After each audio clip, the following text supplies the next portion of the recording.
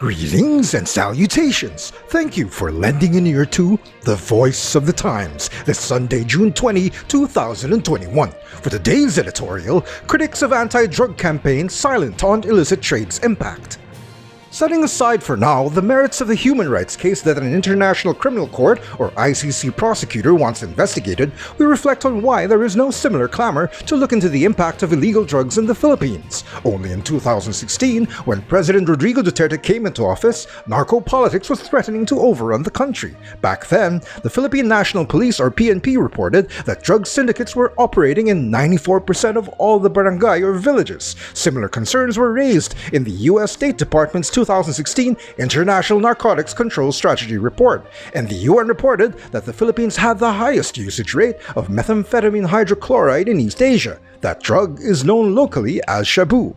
5 years seems too long for many. Only a few might also recall that the drug problem was so severe that the religious establishment, through the Catholic Bishops' Conference of the Philippines, or CBCP, expressed its concerns in pastoral letters and other statements. Of course, extrajudicial killings should be investigated and prosecuted, but the political figures lobbying for an ICC probe would muster broader support if their concern was actually about public welfare, rather than their bumping up their chances of winning in the 2022 elections. Government's critics fall short on alternative ideas on managing the drug problem. For instance, they could have raised the need for better programs on prevention and awareness, particularly among younger Filipinos. Critics also lack the specifics on improving the economic conditions blamed for the prevalence of drug use, as well as on how to reform law enforcement practices and make the legal process efficient.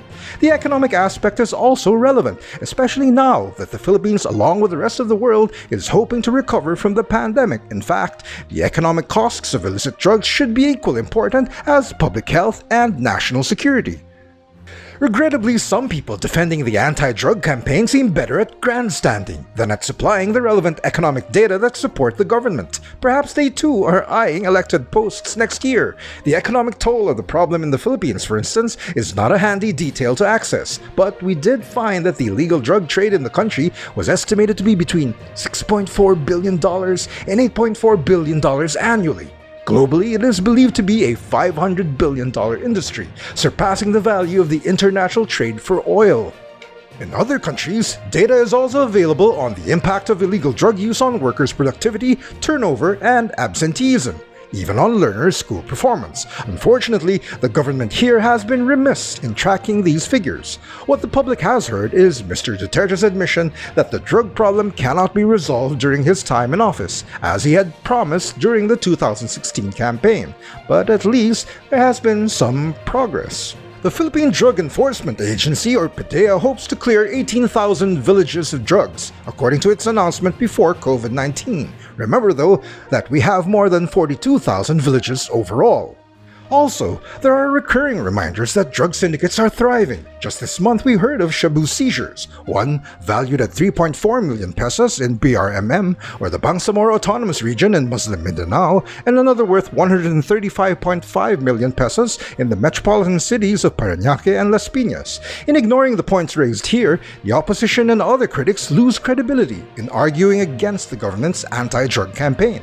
Not only should all camps acknowledge the problem exists, but they should also challenge the government by offering better alternative programs. Regarding intent and timing, returning to the ICC, its prosecutor should be mindful about balancing the need for a proper investigation while avoiding manipulation by those seeking elected office. We assume that the ICC only means to perform its duty to protect human rights and not undermine the local democratic process. That could be avoided by postponing any action until after May 2022. Naturally, opposition mouthpieces will disagree. After all, they have the most to gain in the next polls from an ICC investigation, or from the mere threat of having one. And that's the editorial for Sunday, June 20, 2021. For more news and information, get a copy of the Manila Times on print, subscribe to our digital edition, or log on to www.manilatimes.net. Follow us on Twitter, Facebook, and Instagram, and listen to The Voice of the Times.